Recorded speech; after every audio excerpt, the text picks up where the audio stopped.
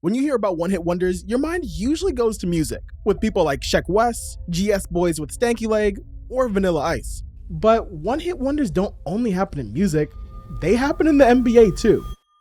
From stretches of going from a nobody to a superstar within a week, to people peaking within their first game only to never top it again. These players thought they had it all figured out, but really, they were far from it. So let's find out what actually happened to these one-hit wonders. Why did they fall off and where are they now? You cannot talk about one-hit wonders without talking about Michael Carter Williams. So MCW gets taken by the Sixers in 2013, right at the start of the process. You know, that time when Sam Hinkie was collecting draft picks like Pokemon? Yeah, that process. My guy looked at LeBron and the Heatles like a meal and he ate, dropping nearly a quadruple double with 22 points, 12 dimes, 7 boards, and get this, 9 steals. It was like dude was playing on 2K rookie mode and had the perfect my career moment. All season long, Michael Carter Williams was putting up numbers, and he showed flashes of brilliance in his rookie campaign. His incredible size for the position, combined with his length and passing ability, made him a matchup nightmare on a nightly basis. That skill set also made him a dog on the defensive side of the floor. He ended that season averaging 16, 6, and 6, something that only Magic Johnson and Oscar Robertson did as rookies. So it was no surprise when MCW ran away with Rookie of the Year award, and for a while, Philly fans were all in on the 6'6" guard. I mean, you had a two-way point who could push it in transition and lock in on defense. I mean, sure, the team was taking L's, and yeah, the efficiency was awful, but Philly had their next star, right? Well, not really. You see, playing on a team like the Process Sixers is a double-edged sword. You get to shine, sure, but it's like being the best player on a pickup team. Yeah, you might be a little nice, but you really ain't playing for much. Pretty soon, the injury bug hits MCW and the league starts changing. As the NBA evolved, his style didn't fit the mold anymore and his weaknesses got exposed. After all, an inefficient guard without a jumper is dang near unplayable in today's league. But actually, when he got to Milwaukee, he had an opportunity. With Jason Kidd at the helm, MCW had a coach who saw himself in the young guard. But still, he couldn't find the consistency in a lineup that had very little spacing. Eventually, J-Kidd opted to put the ball in the hands of a young Giannis Antetokounmpo, and the rest is history. After that, MCW never really got to play the position that won him Rookie of the Year. He bounced from team to team to team and was never able to capture the magic of that first season. So what's up with MCW now?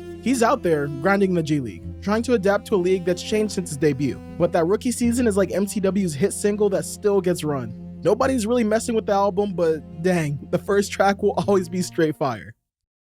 If you ever find yourself watching Venezuelan pro basketball, you might come across another hooper who took the league by storm as a rookie. I'm talking about Tyreke Evans. So check this, it's 2009 and a 6'6" point guard with a ridiculous handle steps on the floor for the Sacramento Kings. And let me tell y'all, my guy was hooping. Tyreek's handle for his size was elite. I'm talking like and one baller type of special. But what really separated him was his ability to find creases in the defense and get to the rim. His acrobatic finishes almost reminded you of Kyrie. That season, he led the Kings to one of the biggest comebacks in NBA history, when they came back from 35 points down to beat prime Derrick Rose and the Bulls. As a rookie, he outscored the Bulls by himself in the fourth quarter. Tyreke wasn't just playing games, he was setting records. Just check the numbers. He was the fourth rookie in NBA history to put up 25 and 5.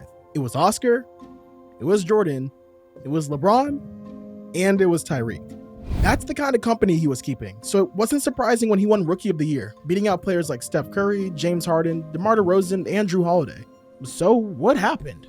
Well, it's a mixture of things. A foot injury hampered his development in his second season, but he still put up pretty good numbers. The main reason Tyreke didn't become the star he probably should have been is pretty simple.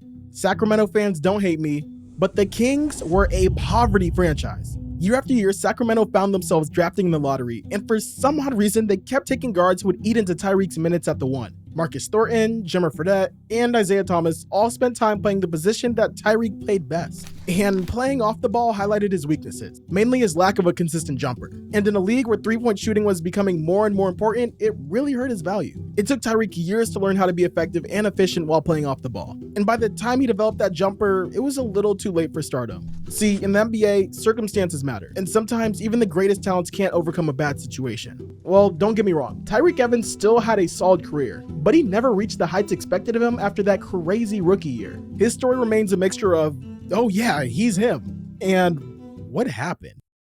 If your career highlight is going toe-to-toe with Kobe Bryant in the playoff series, then you must be an all-star at the very least, right?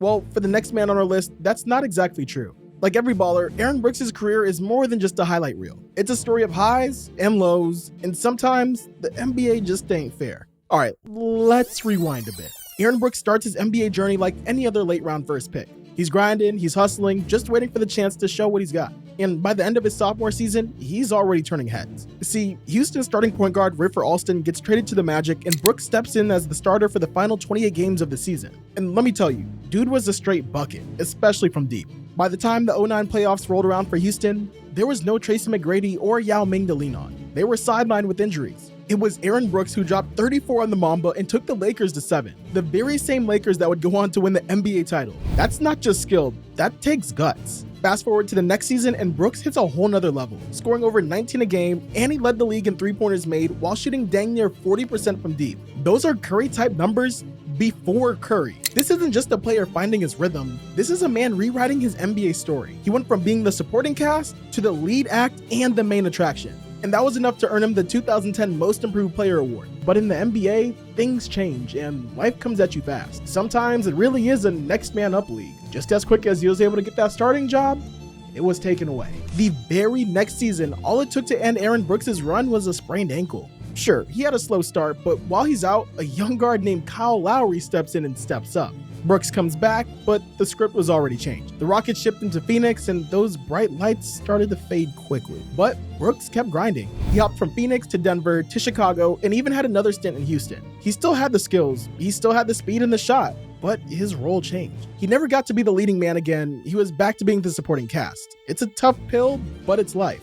Now, Brooks has swapped his jersey for a clipboard. He's an assistant with the Westchester Knicks in the G League. He went from lighting up Kobe to guiding the next generation. It's a full circle moment. His run back in 2012 was a testament to his talent, but his current role, well, that speaks volume about his love for the game. Sometimes the NBA just ain't fair. And for Brooks, that breakout season will always be a part of NBA lore. But the real story, the one we talk about now, it's about adaptability, resilience, and finding your role in a league that's always changing. Let's throw it back to the 90s real quick and talk about a man who was a basketball prophet, showing us a glimpse of the future before we even knew it was coming. In the early 90s, Dana Barros was considered a tweener. He had the skill set of a two guard, but the body of a point. See, back then, point guards were more traditional. If you played point, you were a playmaker first, score second. And truthfully, the NBA was not ready for his game. He spent his first 4 years as a role player in Seattle, averaging single digits. And his first year in Philly was pretty decent. In the 90s, most believed that taking threes was inefficient, but not Dana Barros. The one thing he always had going for him was an absolutely deadly three-point shot, and when the 94-95 season rolled around, Barros really leveled up. Playing 40 minutes a game, dude averaged nearly 21 points and 7.5 dimes on 46% from three. Okay, to put that into perspective, not even Steph Curry himself has shot that high of a percentage from deep.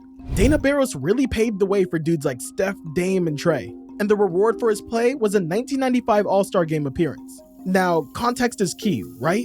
Well, the Sixers were a boo-boo that year. I mean, straight garbage. They had the 4th worst record in the league. But Barros, he was cooking dudes on a nightly basis. He dropped a 50-burger on the eventual champion Houston Rockets. Well, don't take my word for it. Just ask Kenny the Jet Smith. Dana Barros. So he had his career high. He had 50 points against us. But after that mind-blowing season, things start to change for Barros. He signs a 6-year, $21 million deal with his hometown Celtics and is never a full-time starter again. He never even plays more than 30 minutes a game again. I mean, yeah, he's still a sharpshooter, but like I said, the league wasn't ready for what he could bring to the table. That just shows you how fast things change in the league. 1 minute you're an all-star, and the next you're a role player. All right, y'all, imagine Dana Barros in today's NBA. How would he stack up in an era where the three-pointer is king? Would he be another player, or would he be just as lethal behind the arc? Dana Barros' incredible season is a reminder that sometimes a player can be ahead of their time. His story isn't just about that 1 year. It's about a moment when the future of the game showed up a little early. Picture this. An 18-year-old kid stepping straight out of high school into the Lakers spotlight. No, I'm not talking about Kobe Bryant. I'm talking about Andrew Bynum, a towering teen with a world of potential and a whole lot to prove. Bynum steps into the league as the youngest player to ever grace an NBA court. And he is raw, but the Lakers make sure that he has all the resources to be great. And check this out, they even brought in Kareem to personally mentor and coach him. I think Andrew Bynum's going to be a fine player. He's got a lot to learn, but he understands that. Year after year, Bynum is getting better and better. And his immaturity was turning into determination. He went from being this wide-eyed rookie getting fined by Phil Jackson to a vet who postponed surgery so he could help the Lakers win titles. And pretty soon after, that work and that focus would start to pay off. Fast forward to the 2011-2012 season, where Phil Jackson retires as coach for the Lakers and Mike Brown gets hired with one objective from the GM, Jim Buss: get Andrew Bynum the dang ball. And that's exactly what happened. Bynum started getting more touches than he ever did before. And it turns out, those lessons from Kareem paid off, because he dominated. My guy was a force in the paint. His strength, elite footwork in the post, and soft touch around the rim had defenses shook. And if he hit you with that deadly drop step, you might as well just count the bucket. Averaging nearly 19 points and 12 boards, Bynum makes his first and only All-Star team and his only second-team All-NBA. At this point, there were legit arguments. Is Bynum rivaling Dwight Howard for the title of the league's best big man? That season, Bynum wasn't just good, he was a revelation. But sometimes the basketball gods giveth and the basketball gods taketh away. And that's what happened to Bynum. He was traded to the Sixers, but never played a game for Philly because of chronic knee injuries. And Bynum's journey takes a hard turn. He had brief stints in Cleveland and Indiana, but just 2 years after his coming out party, he was out of the league. Some blame his attitude and immaturity, but truthfully, injuries ended a career that could have been great. And sometimes the attitude is warranted. Just think about it. Andrew Bynum came into the league as a kid, worked his butt off, sacrificed his body, and ultimately his career to win championships. In the moment he really got a chance to show what he could do, his body failed him. Bynum had it all: talent, size, skill, and youth. He could have been an NBA legend, but sometimes things don't work out the way you want them to. Injuries in sports can be brutal, and Bynum's story is a harsh reminder of that reality. Sometimes the toughest battles in the league are more than physical, they're mental. And in the case of Larry Sanders, his story is more than just about hoops. It's about the mental game that plays off the court too. These days you can catch Larry Sanders focusing on himself, his well-being, and his art. But in his prime, Sanders was like Picasso on defense, and you were honestly lucky if you could get a shot off around the rim. He's this energetic, athletic big man for the Milwaukee Bucks. He's the hype man on the roster, like that one song that gets you going before the game. Like the transition in the Dreams and Nightmares intro. That's his role. And then comes 2012, and Sanders starts turning heads. This dude is playing incredible, Ben Wallace type defense, truly redefining the game. He's athletic enough to switch out on wings, and if you get near the hoop, well, he's protecting the rim like it's his personal property. He's averaging nearly 3 blocks per game and putting up a double-double on a daily basis. But then things started getting rocky, and yeah, injuries did hit, but it was more than that. Sanders starts dealing with off-the-court issues. The pressure of being an NBA star starts consuming him, and he faces multiple suspensions for smoking weed to cope. The game that used to be his escape is becoming a weight. This is where Sanders' story takes a deeper turn. We talk about the physical injuries in the sport, but the mental game? That's a whole different thing. For Sanders, the mental battle started outweighing the physical one. It's a reminder that these players are more than athletes. They're humans first.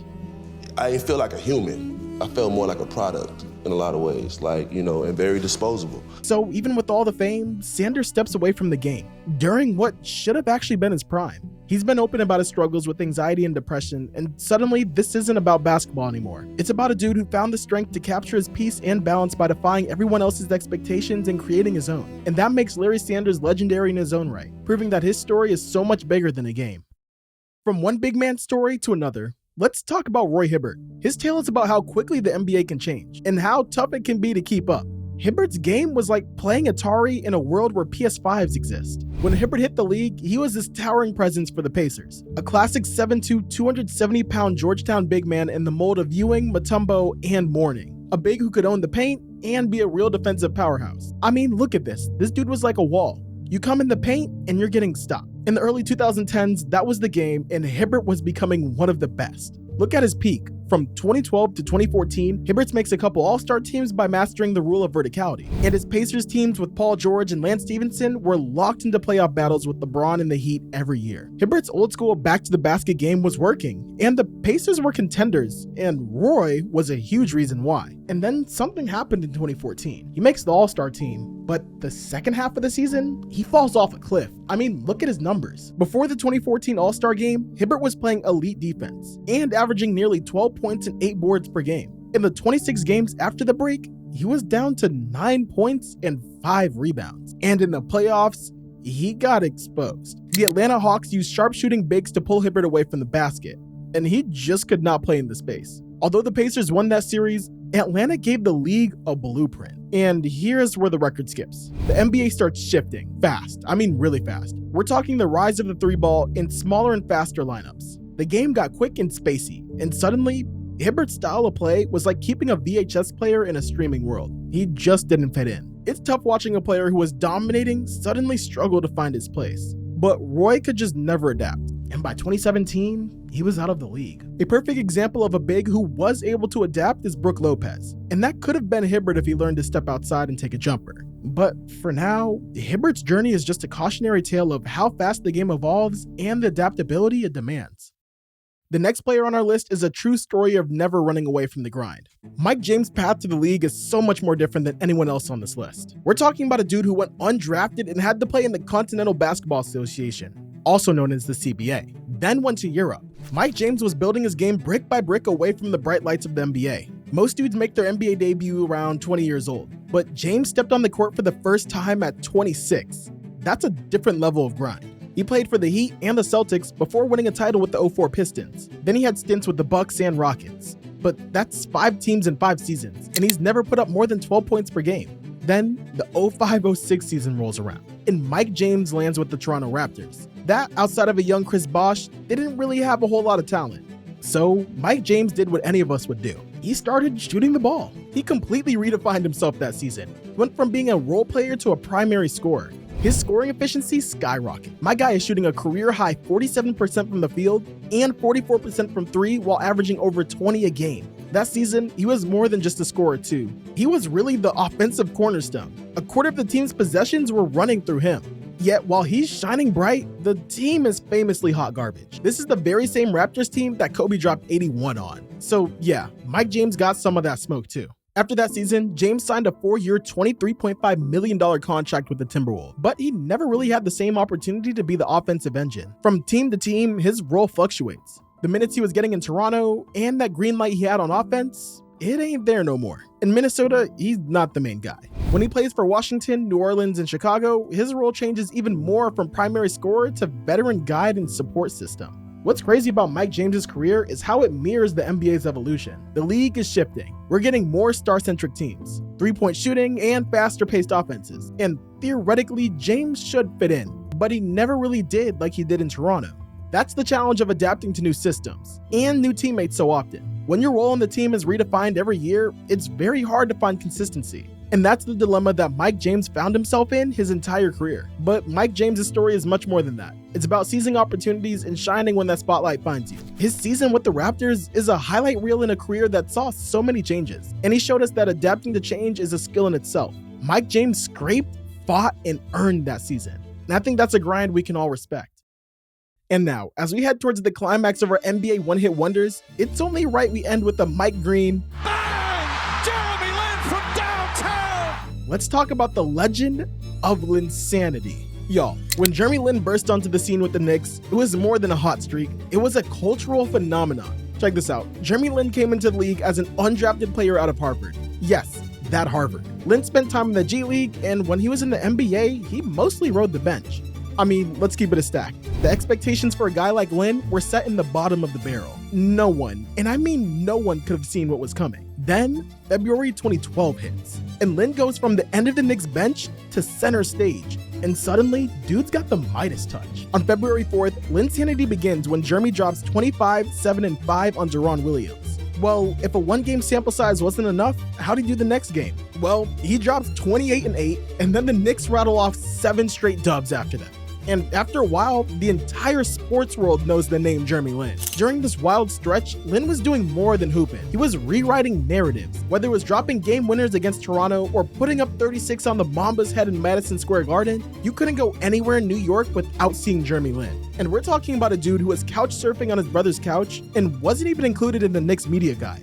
Linsanity wasn't just a phase, it was a movement. Mike D'Antoni liked smart guards who play with tempo, so Lin thrived in D'Antoni's pick and roll heavy offense. So his ability to get downhill and make quick decisions made him perfect for the system. Like Steve Nash and James Harden, D'Antoni's offense made Linsanity a star. In his 12 starts before the All-Star break, the Knicks were 9-3 and Lin was averaging 22 and 9. And there were even talks about him playing in the All-Star game. But here's the kicker. By March, Mike D'Antoni was replaced with Mike Woodson, so the pick and roll offense was dead. That same offense that was allowing Jeremy Lin to succeed before. And on top of that, Carmelo Anthony and Amari Stoudemire came back from injury, and Lin tore his meniscus and missed the Knicks playoff run. As fast as Linsanity exploded, it started to cool off. He signed a poison pill contract in Houston, and coincidentally, the Rockets traded for James Harden that same summer. Harden and Lin were both ball-dominant, pick-and-roll heavy players, and Kevin McHale made the correct decision to run the offense through Harden. He never quite fit in with the Rockets, even after being replaced in the starting lineup by Patrick Beverley.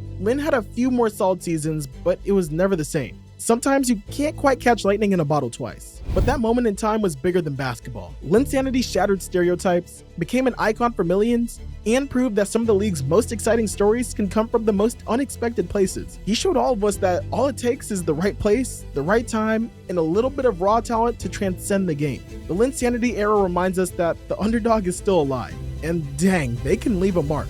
One-hit wonders. From Michael Carter Williams' rookie magic to the frenzy of Linsanity, these stories weren't just about basketball. They were about moments that defy expectations, make people's dreams come true, and ignite passions throughout the whole NBA world.